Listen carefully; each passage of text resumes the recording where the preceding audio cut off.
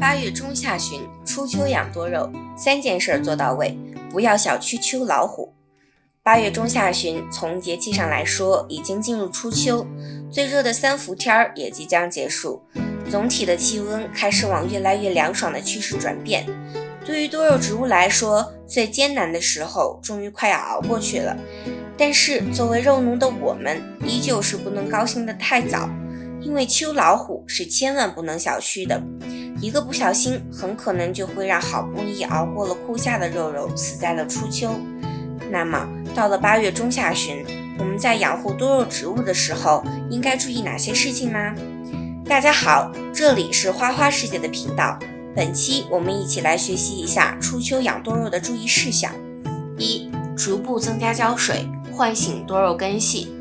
从6月份的时候开始，我们为了避免多肉植物在夏天烂根化水，就一直在严格控制多肉植物的浇水，有的甚至直接给它们断水了，以至于这2个来月下来，它们的根系都或多或少的干枯了一些。如果这样持续下去，等到天气真正凉下来，肉肉进入生长期之后，就会耽误生长了。所以此时天气慢慢转凉的时候，我们要根据实际情况来开始准备，逐步给多肉植物增加浇水，以便慢慢唤醒肉肉的根系。这样进入生长期之后，它能快速恢复成长。不过我们要注意，千万不要马上一下子就恢复生长期的浇水量，而是要根据实际的气温情况来循序渐进，逐步增加。当气温不高于28度的时候，我们就可以在晴朗的傍晚稍稍多增加一些浇水量。浇完水之后的一段时间，要注意多观察。如果盆土干得比较快，下次的时候就可以试着再多浇一点，一直到恢复生长期时候的浇水频率和浇水量位置。还要注意的是，此时浇水最好的时段依旧是傍晚之后，千万不要正午浇。另外，如果气温还是在30度以上，那么就要先按兵不动，依旧按照夏季的标准来控水。2. 环撤遮阳措施，逐步恢复光照。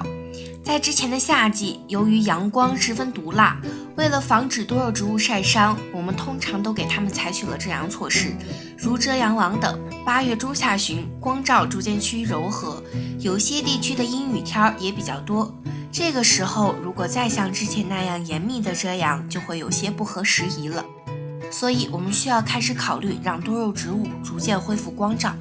但要注意的是，不管是遮阳网还是其他的遮阳措施，都是不能马上就完全撤掉的，因为此时的正午阳光依旧还是非常毒辣的。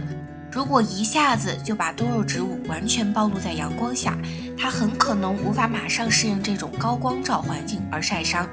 所以这件事儿也同样是需要一个循序渐进的过程的。当温度低于28摄氏度的时候，我们可以在每天的早上和下午把遮阳网撤掉。当中午天气晴朗的时候，一定要记得遮回去，直到肉肉逐渐适应全光照为止。3. 结合实际情况准备翻盆砍头。我们在夏天的时候养多肉，多数只求能够活着就好，所以有不少多肉已经土长得认不出来了。到了8月中下旬，就需要准备择机砍头了。而还有的肉肉由于过度控水，根系也已干枯大半，单凭增加浇水已经无法恢复了。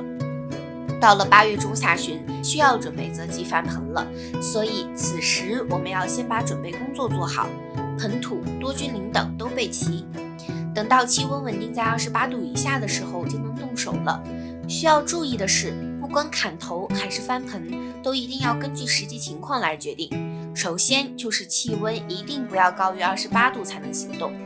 其次，如果你的遮阳措施还没有完全撤掉的话，是不能砍头的，因为砍了头，在遮光的情况下，肉肉还是会继续土长。再就是要确保多肉植物从休眠期醒过来之后再翻盆，不然容易导致浮盆慢或者僵苗。